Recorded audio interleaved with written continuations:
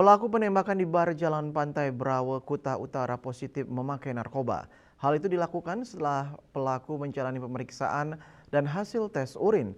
Sementara Senpi pelaku memiliki izin sejak 2021.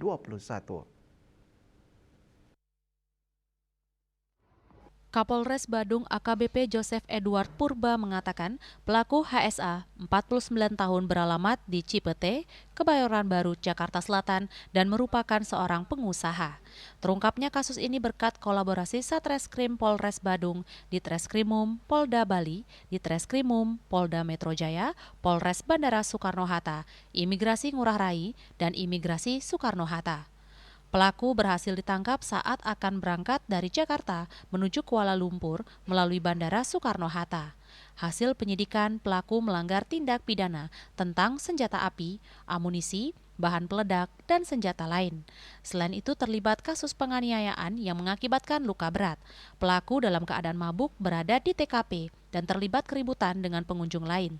Saat dilerai, pelaku melakukan penembakan sebanyak 1 kali dan mengenai 2 orang.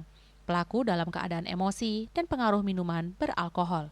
Korbannya IMYM merupakan security di bar tersebut dan EA warga negara Maroko. Tersangka memang ada niat untuk melarikan diri melalui Soekarno-Hatta menuju Kuala Lumpur. Dan tadi kami sampaikan di awal, ungkapan ini berhasil dengan kolaborasi dengan Imigrasi Soekarno-Hatta dan Imigrasi Ngurah Rai. Sementara itu setelah menjalani pemeriksaan dan tes urin, tersangka HSA ternyata positif pakai narkoba. Tersangka positif mengkonsumsi narkoba jenis THC, MDMA, dan amfetamin.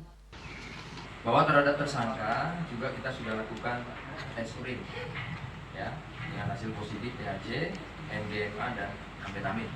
Sementara Kasat Reskrim Polres Badung AKP Azharul Ahmad mengatakan pistol tersebut memiliki izin yang sah. Pelaku memiliki pistol tersebut sejak 2021.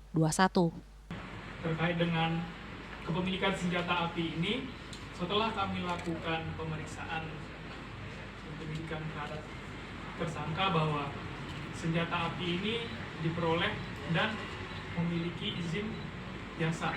Setelah kita lakukan pengecekan mulai dari dokumen dan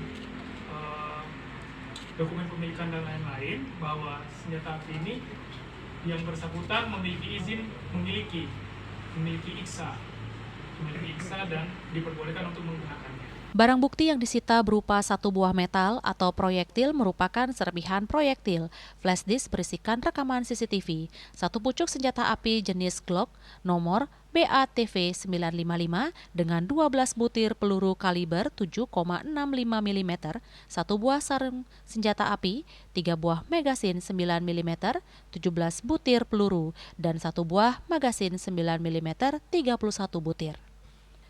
Raiswantara, Bali TV.